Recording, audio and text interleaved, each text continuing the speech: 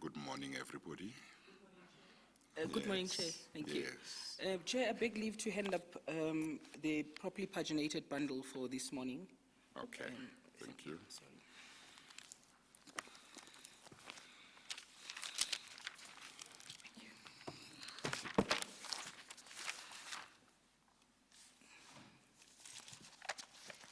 Thank you, Chair. May it be entered into the record as Exhibit CC 36. The file containing the statement of Mr. Garth Strachan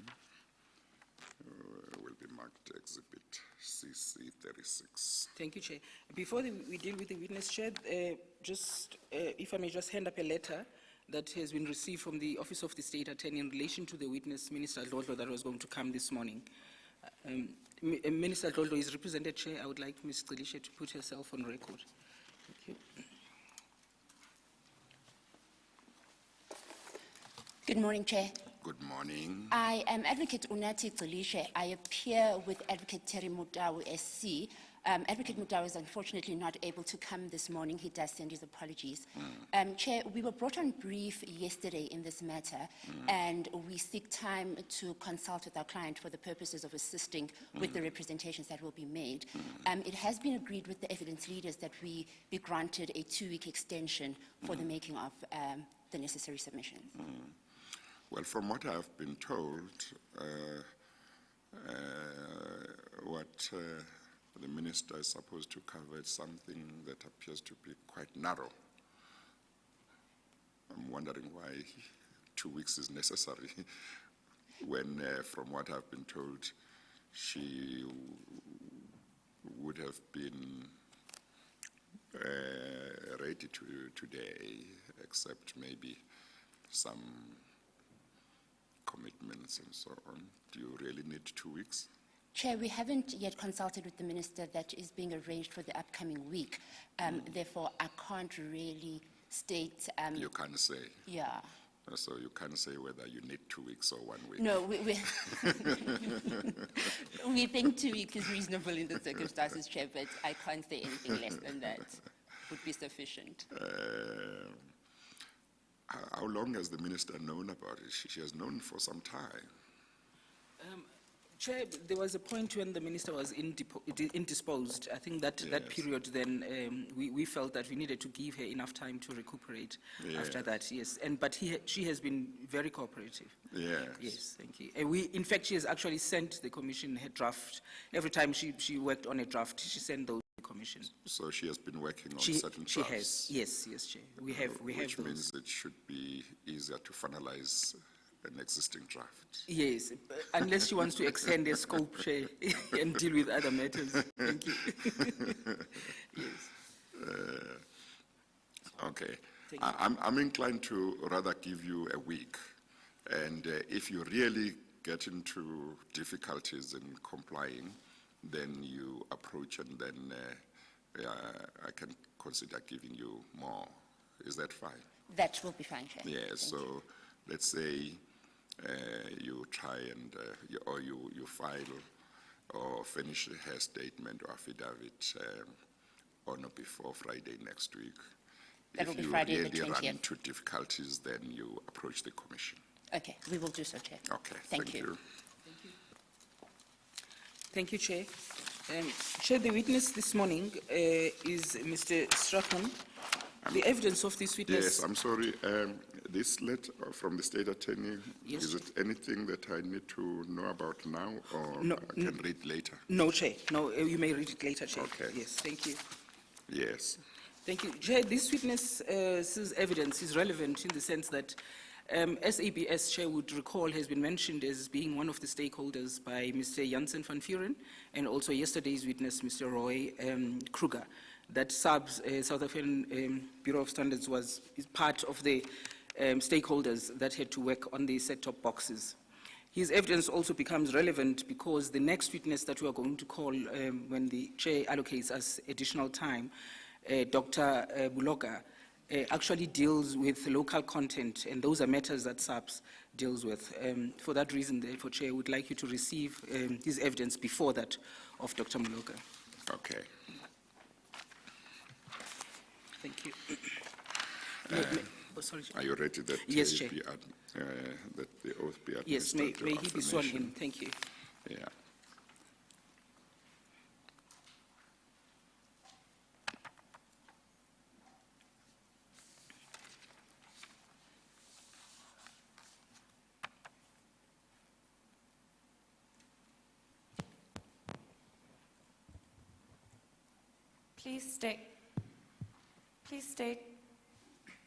Please state your name, your full names for the record.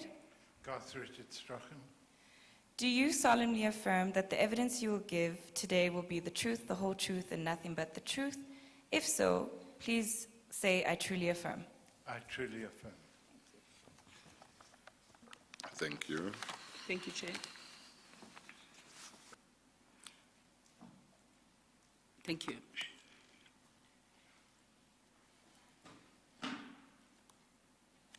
Thank you, Mrs. Strachan. You have a document that is placed in a presentation file in front of you, and it's marked Exhibit CC36. Do you have that? Yes. If you page through, there on page 1 of that, there are names, Garth Strachan. Is that your statement? Yes. Sorry, your mic is off. I beg your pardon. Yes, Councillor. Your answer to the I chairperson? beg your pardon. Yes. Yes, Chairperson. Yes. Thank you. Thank you. And then if you could please turn to page 5 of that statement.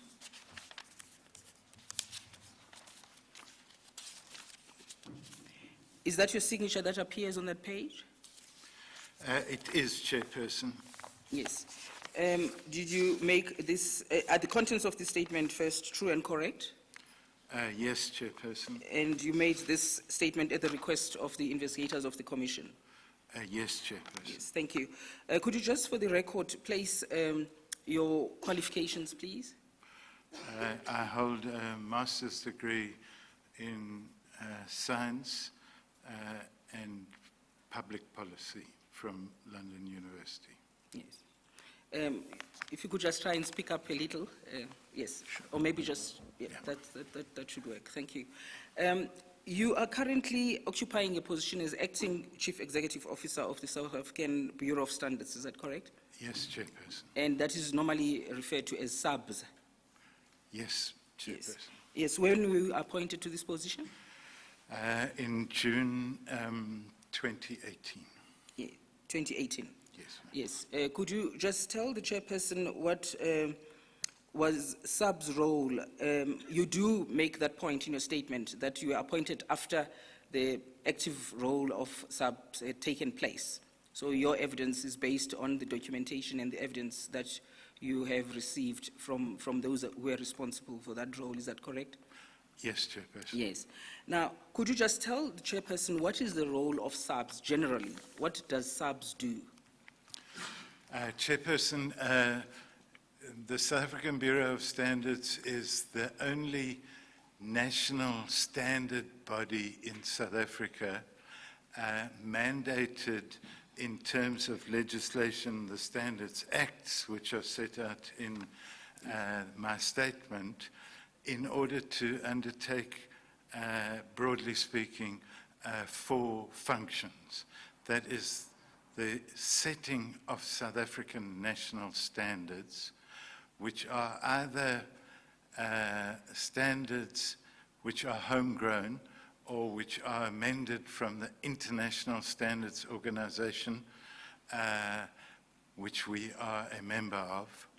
SABS also undertakes certification to a standard, which is a process which is highly professional and for which SABS is accredited by accreditation agencies to undertake a certification process, at the end of which any company which requires certification is issued with a certificate, and then the company being in possession of a certificate is able to place what is called a SABS mark on its product, which ensures that that product purchased by any member of the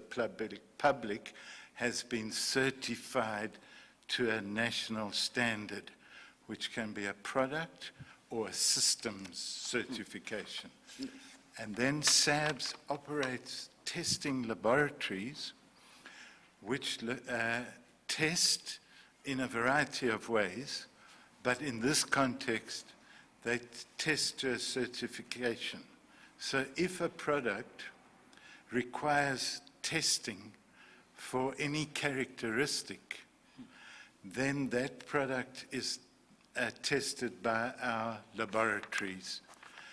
And then the fourth element of the SABS legislative mandate is to undertake local content verification on behalf of the government of South Africa, for which SABS has established the requisite capacity and accreditation to undertake local content verification to a standard. In this case, the standard is SANS 1286. Yes.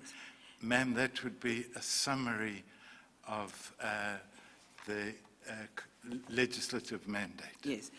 Just to remind you that you answer to the chairperson. I Yes, beg thank your you. pardon. Yes. Could you let's just deal with the local content aspect.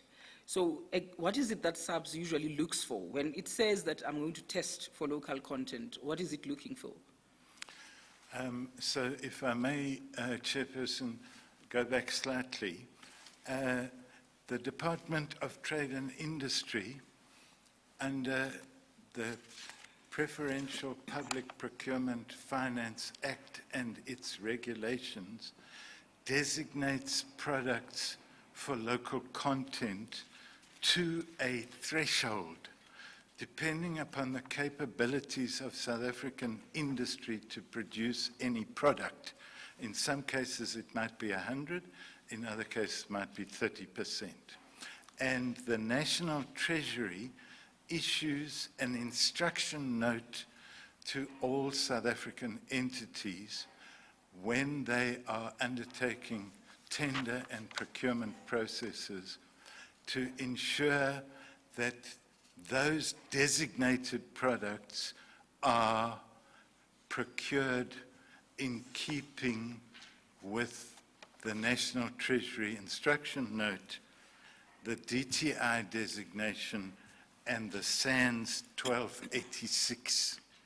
SABS is then requested to undertake local content verification of the companies which would be providing goods to the state, and that local content verification is undertaken to SANS 1286.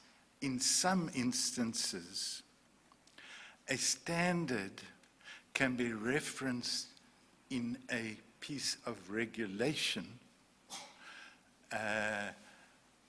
and in that case, the state must ensure that where a standard is referenced in the regulation, any product provided to the state carries a SABS mark. In other words, it has been audited and certified to a local content threshold. Thank you. And insofar as the set-top boxes, is it correct that even with those, SABS was tasked with the responsibility to certify those set-top boxes that are going to be supplied to the various households? Ma'am,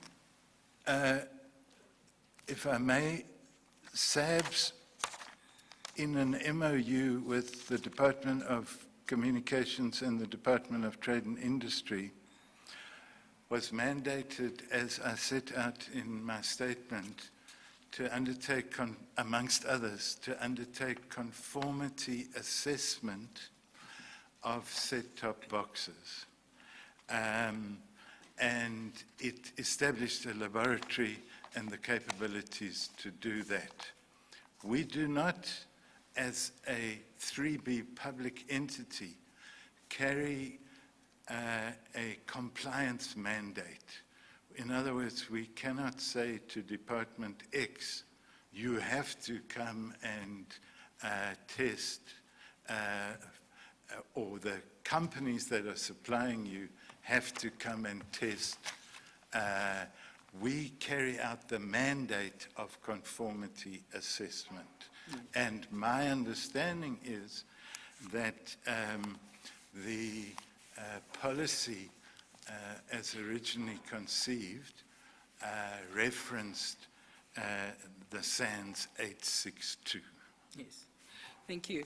And I'm aware of the fact that today you are not going to be talking to the specifics because a technocrat from your department will come and deal with matters that relate to which companies were ever tested for this and which companies were compliant and all of that type of detail is going to come later. Am I right?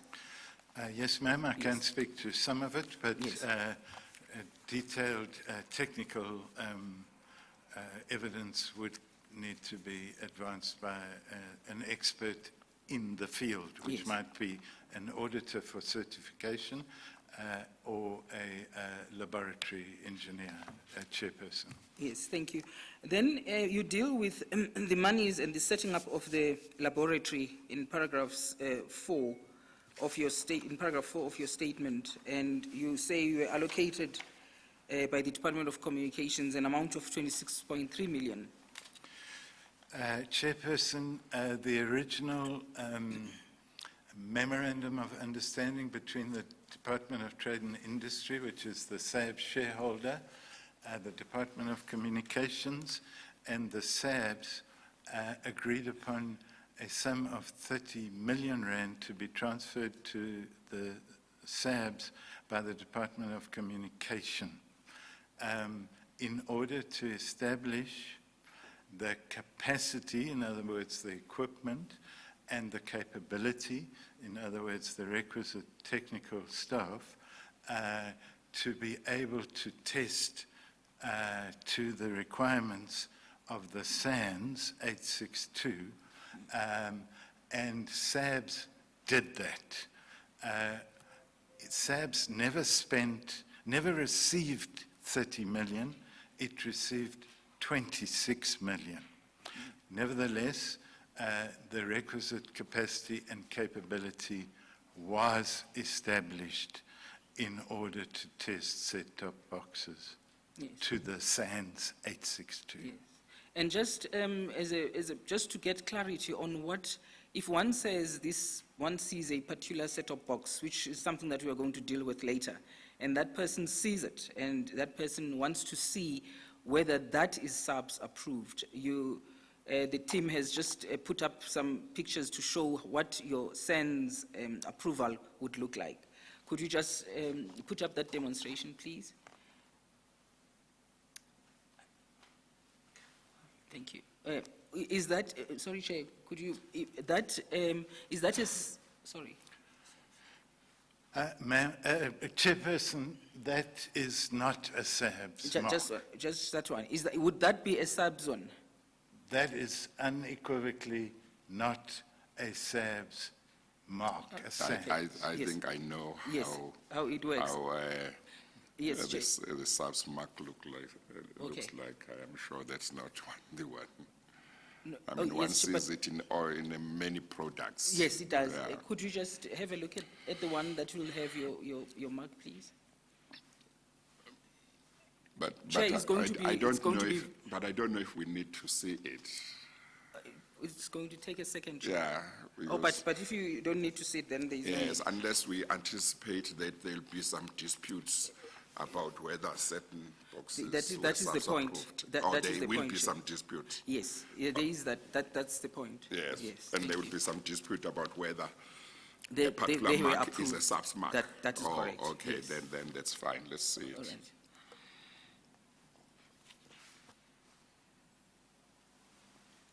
the second one? Is it not coming through?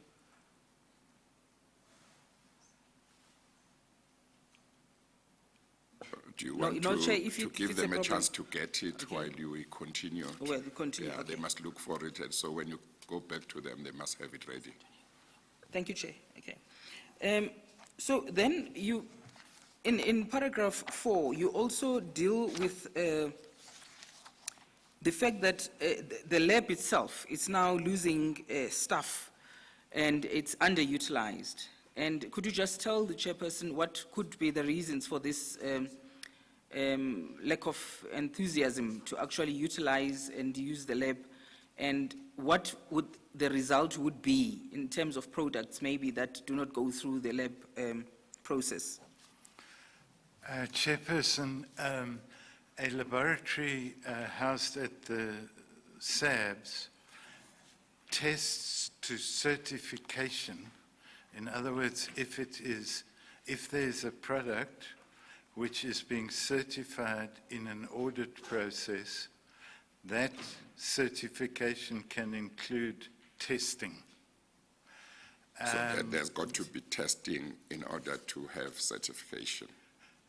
Not in every instance, but certainly in many products. If I may give an okay, example, okay. Chairperson, a bottle of water, the company would seek a certification for the bottle of water, and the durability of the glass or the characteristics of the bottle or the chemical composition of the water could be tested to the certificate. Okay, okay. But there's another form of testing, which is customer-specific requirement testing, Chairperson, where a customer may bring a product for testing, including, for example, to be able to meet the conformity requirements for the exporting of a product into another jurisdiction. So the laboratories don't only test to certification, they would test for other reasons. But to specifically answer the question, a laboratory which in this case cost 26 million to set up and which incurs recurring operational costs in the form of maintenance, the payment of the staff, and so on and so forth, depends upon the volume of testing which passes through. And I can say that there has been a very low volume of testing in the laboratory specifically set up for set-top boxes. And in fact, we have incurred significant losses, which we estimate in the time available to be 1.8 million. And the viability of the laboratory is in serious question, and the administrators are contemplating closing the laboratory since it is not viable, and in the total revenue of the institution, only a small fraction is from the public fiscus. The bulk of the revenue arises from commercial payments for standards, certification, laboratory services, and local content verification and consignment inspection. Yes. If a product carries the made in South Africa stamp or manufactured in South Africa stamp, is that an equivalent of what you would expect to have at least gone through the SABS standards? No, Chair. No. The made in South Africa is unequivocally not a SABS mark. Remember that a SABS mark is a certification to a particular standard, whether it's a standard, in this case 862, or a local content standard, which is 1286. Yes, thank you. Just what I had said, relating to the question if that product has got made in South Africa and you don't see, or do you see a SABS mark there? Chairperson, there is definitely no SABS mark on that display. Yes, thank you. And then lastly, could you In just... fact, there is not even an imitation of a SABS mark, is that right? Yes, Chairperson. Yes, thank you. And then in this next one, we just showed that where it has the SABS approval, would it come up in that way?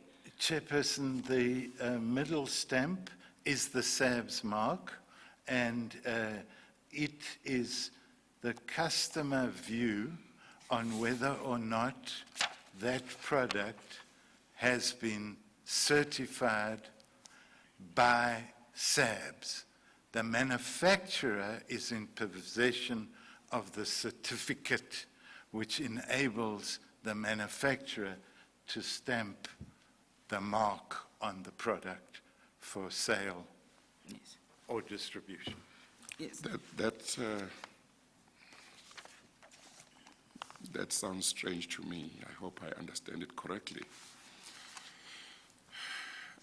The South African Bureau of Standards is the authority that by law has been given power to certify goods and products to meet certain standards, to be meeting certain standards.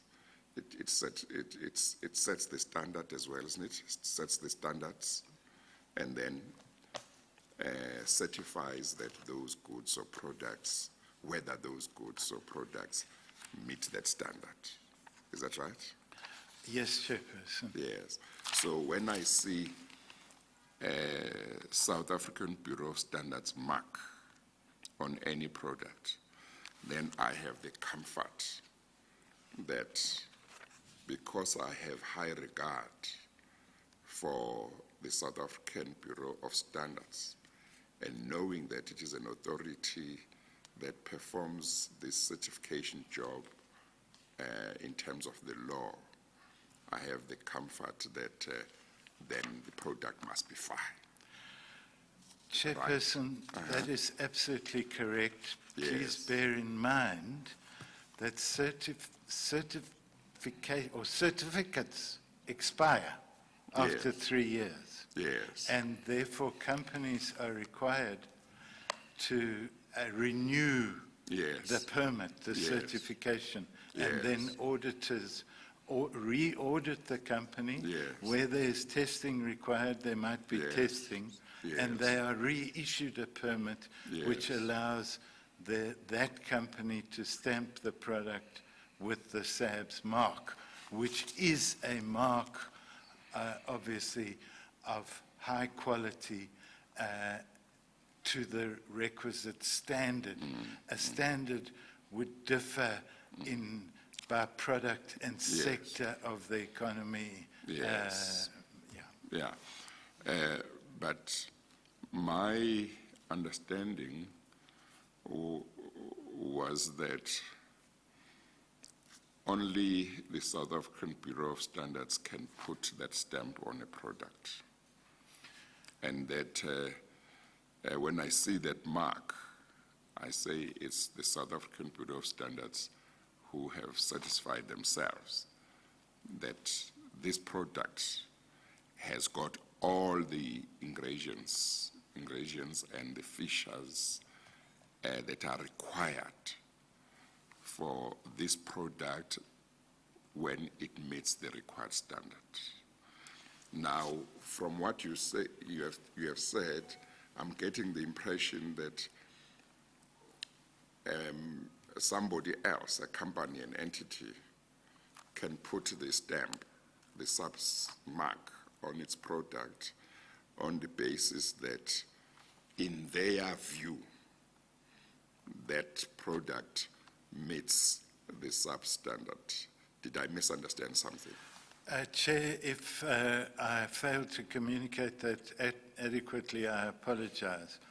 might have misunderstood. No company can voluntarily use a SABS mark unless they have been through a certification process and been issued with a certification which allows them to use the SABS mark. We must, of course, be mindful that there might be certain,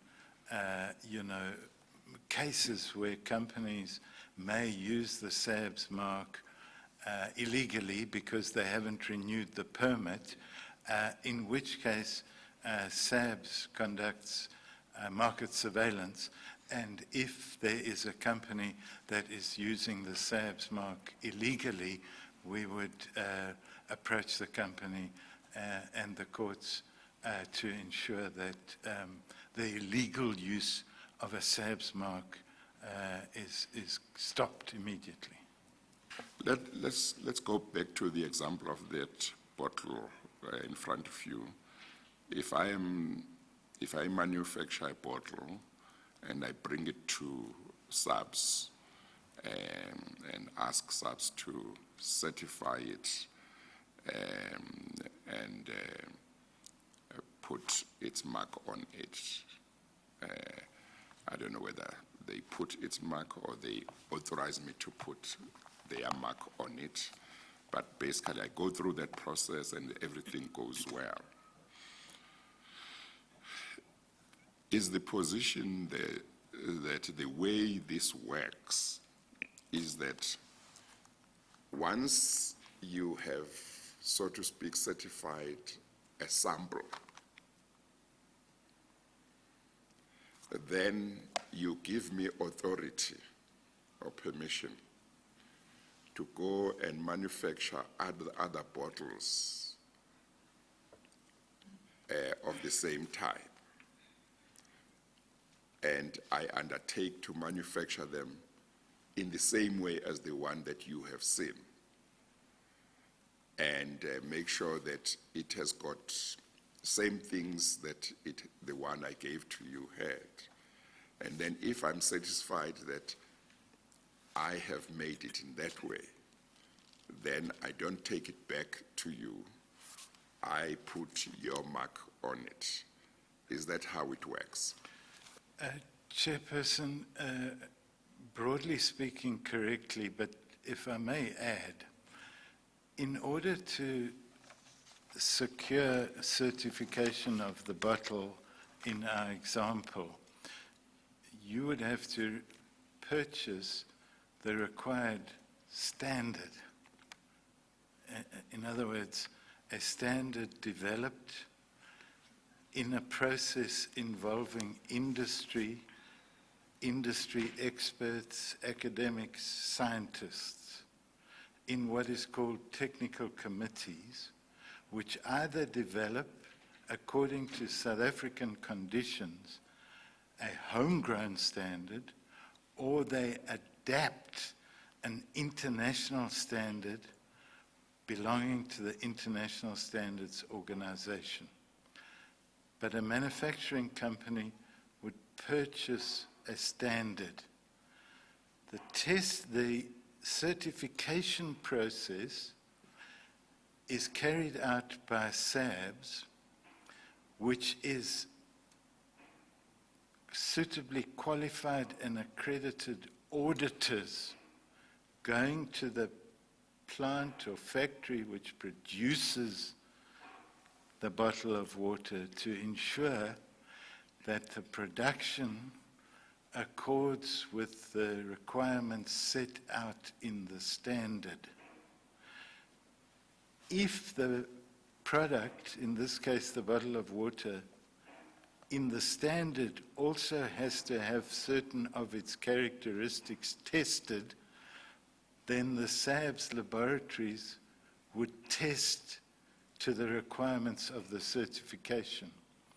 At the end of the auditing process, the compliance report would go to an authority within the SABS, which ensures that due and proper process has been followed, and the company is issued with a certificate which enables it to stamp its products for the duration of that permit, that certificate, which is 3 years, with a SABS mark. At the end of the 3 years, in order to ensure that there is conformity assessment is robust, that the company, in this case, wouldn't have to repurchase the standard, but they have to renew the permit and undertake for the next phase of the ownership of the SABS mark another certification which may involve auditing and testing. So this is not a situation where you get a certificate and for the rest of time you can use the SABS mark. It is a very specific set down internationally process that you have to follow. SABS is then accredited by the South African National Accreditation System, an agency of government, and in many cases, international accreditation authorities that come to SABS and check that our systems, our auditing, our testing, and the entire process meets rigorous requirements of the certification process. I hope, Chairperson, that answers the question. Yes, maybe let's take it further. I'm trying to understand to what extent the system is open to abuse. From what I think, for some reason, I took it that each bottle or product that has got a SABS mark has gone through a SABS certification or testing process, but on reflection, probably that's impossible to happen. I mean, millions of bottles couldn't have all gone through a SABS process. So, but if once I give you that bottle and I say, I intend manufacturing bottles exactly like this, and when I sell them, I want them to carry a SABS mark. It seems to me, from what you are telling me, that certain things must be in place, lab, and talk about academics and the industry, blah, blah, blah. You would then, after testing, provide the certification, but the certification gives the manufacturer, in this case of the bottle, the right to put the SABS mark on all its bottles, I assume, that are made like that one. And then when they are sold with that mark. Now, I'm wondering whether, if, as the business person, I'm supposed to do that, obviously, one should assume that I will have an interest to make sure that my business has a good name in the market, that these bottles which carry this SABS mark are really of quality, and I don't have a situation where maybe some are not really up to that standard, the SABS standard.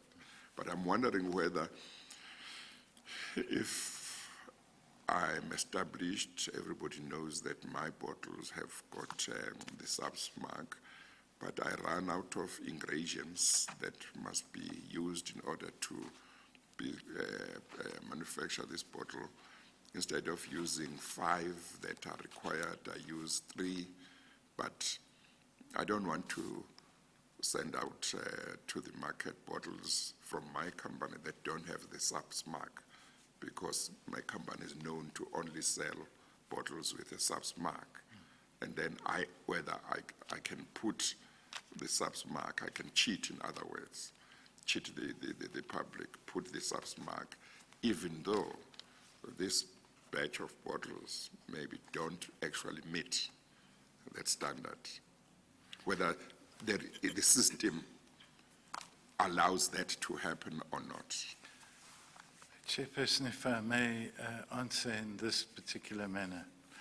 Remember that a SABS mark is a voluntary process. It's a mark of conformance to a particular standard. If a standard is referenced in a piece of legislation because there are health, safety, and other concerns, then another institution of the state, the National Regulator for Compulsory Specifications, comes into play. They may use the testing capabilities at SABS or other test houses to ensure that that company and agro-processing products can apply, or health and safety products of one kind and another. And NRCS is not the only regulator. Remember, there are many other regulators. If a standard is referenced in a regulation, then it is absolutely critical that the National Regulator for Compulsory Specifications comes into play, and they have the responsibility to ensure that it's not just a question of a golden sample, but that there are regular checks on the conformity of that compulsory specification. If I may give you an example, the Department of Health and the National Treasury purchased condoms. The legislation and the tender documentation references the standard in law, and therefore, in those instances, the SABS mark is a mark also of quality, which can be tested against from time to time and is tested from time to time. But the SABS mark in itself is a voluntary mark, unless a procuring department or a regulatory authority says, we are procuring from the private sector, and a condition of that procurement is that the product must carry a SABS mark. It would not be SABS' role to, from time to time during the term of a license that it has given to a manufacturer to use a SABS mark, it wouldn't be its role to, from time to time, pay surprise visits to the manufacturer's lab, for example, just take samples, check whether there is no cheating in the sense in which I've made, to say, okay, bottles are made in the same way that they are supposed to in terms of what was tested, so that that is the threat that a manufacturer has of being caught if he sends out bottles with a SABS mark which don't deserve to have a SABS mark. To the best of my knowledge, Chairperson, no, but it's an area where that somebody else might be able to talk about. we could provide further technical clarity to Okay. that. But Okay. to the best of my knowledge, no. Yes, okay, no, thank you. Thank you, Chair. Thank you. And then, as you've already testified to the obligations, but maybe just to emphasize one obligation in terms of the MOU that you referred to at page 13, that deals with the obligations of SABS, and so far as the set-top boxes are concerned.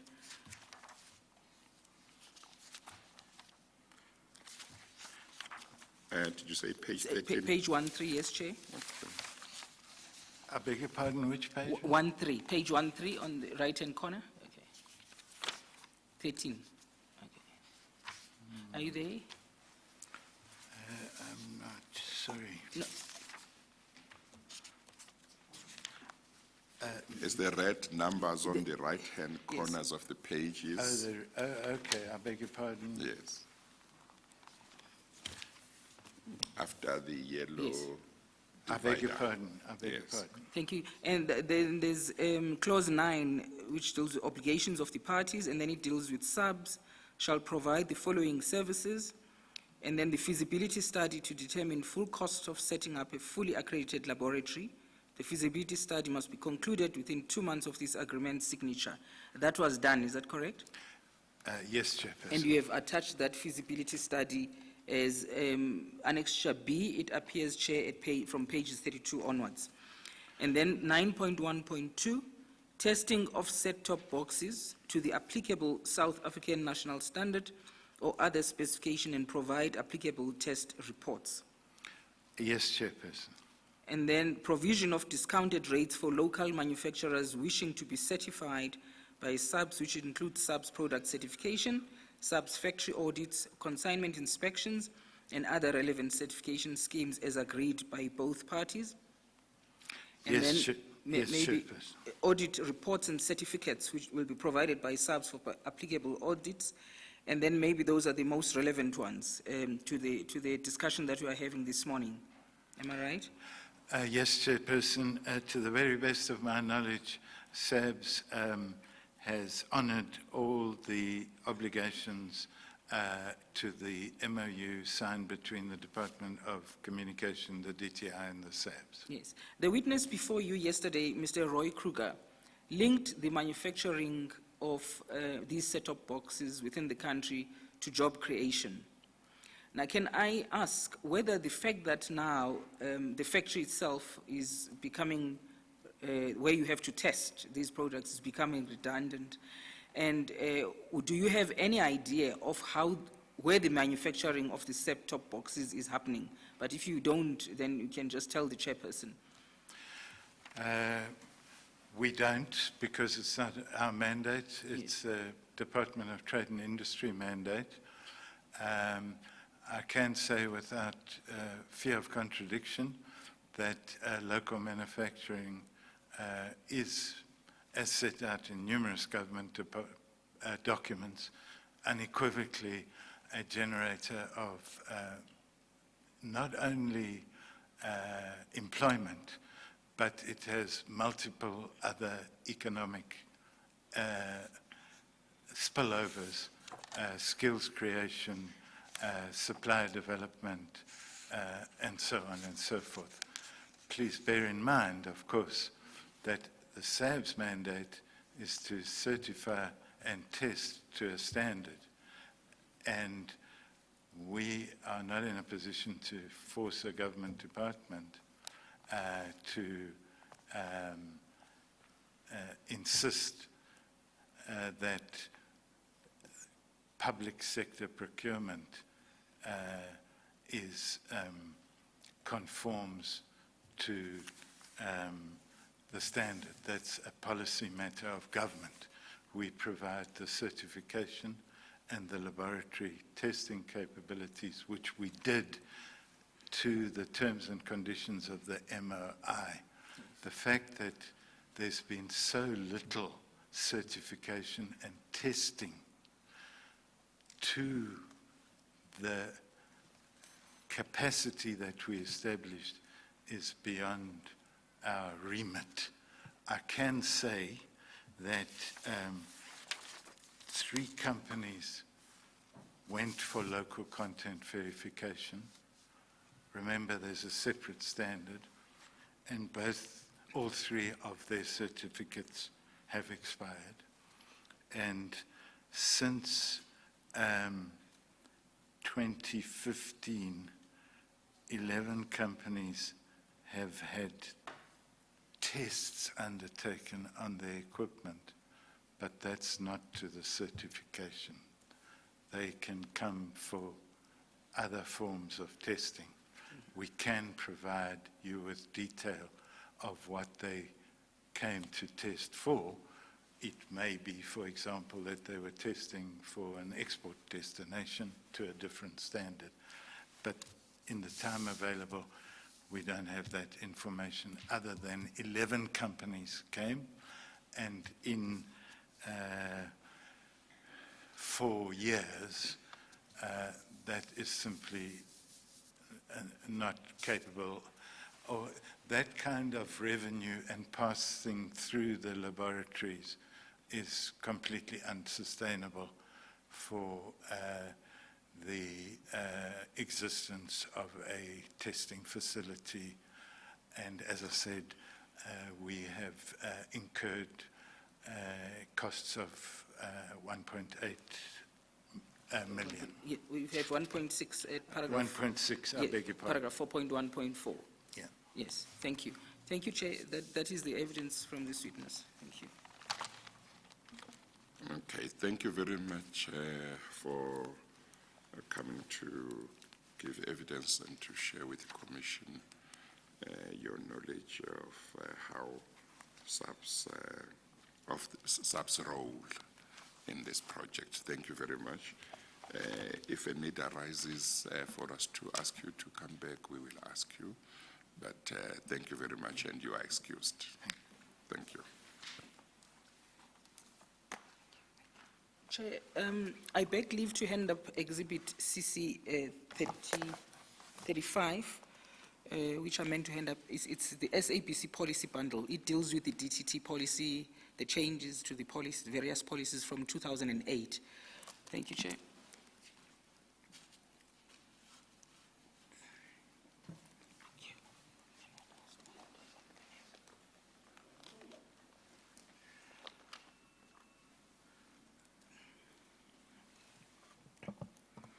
Thank you, Chair.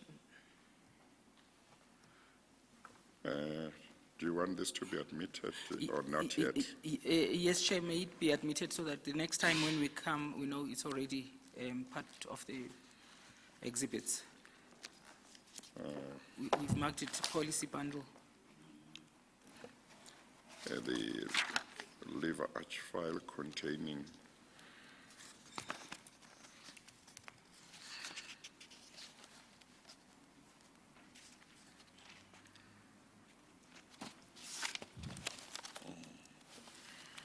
or marked SABC policy bundle will be marked Exhibit CC 35. Thank you, Chair. Yeah. Thank you. Mr. Chairman, that, with your leave, would then bring us to the end of today's proceedings, because we were thinking of having 2 witnesses, which is the 1 witness that could not attend today. And we will approach Chair for another allocation, because, Chair, you would recall that on the very first day when we started, we had placed various boxes of material before you.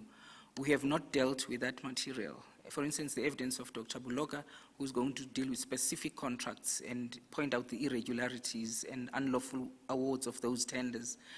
That evidence will have to come in the next session. The evidence of Mr. Zikode, who is the forensic auditor for the SABC, who has covered over 100 investigations. We have, he has placed most of those before you. Those are the ones that were placed on the first day when we started. But we are now, he's doing a second exercise of simply selecting the ones that are really crucial for placing before you, instead of dealing with the over 160 investigations. And then thirdly, Chair, we would recall that the evidence of Professor Mutubi, who came before you last week, is supposed to come back, and also Dr. Mtubi, huh? Fatuani Mutubi. Yes, Yes. I beg your pardon, he is supposed to come back and deal with the actual Auditor General's findings in relating to some of the tenders. That evidence as well, Chair, we would request that it be allocated in the second session of the proceedings. Then we have other witnesses that are lined up, but we will provide you with a memorandum latest by Monday of who those witnesses are, what are they going to be talking about. But of course, there's just 2 witnesses that we are going to come and discuss who have not yet given us statements, but have been promising to give statements, but now have changed, take one of them now seeks legal representation. Then we would just ask that, Chair, that those be directed to submit their statements by a certain date, yes. No, that's fine. And to the extent that Ms. Swanepoel Yes, Chair. may have to be called, Yes. there might be no need to delay too long Yes. calling her, because her evidence would cover a very narrow Issue, yes. issue. Yes. So it may well be that within the next 2 weeks or so, we might consider finding a space for her in the morning, maybe from 9 to 10. Yes, Chair. We'll So we'll need to look at that. yes, thank you, Chair. Okay, no, that's fine. We are therefore going to adjourn the proceedings for the day, but we'll continue on Monday. I think on Monday we have 1 or more witnesses, 2 witnesses for Estina, if I'm not mistaken. Yes, Chair, but I think the evidence leader for Estina was here this morning. I think there might be just some changes in that lineup. But Yeah. yes, but I think she's going to Yes. come as soon as we adjourn. Yeah. Yes, thank you, Okay, Chair. all right. We'll adjourn then and resume on Monday. Thank you, Chair. We adjourn. Thank you.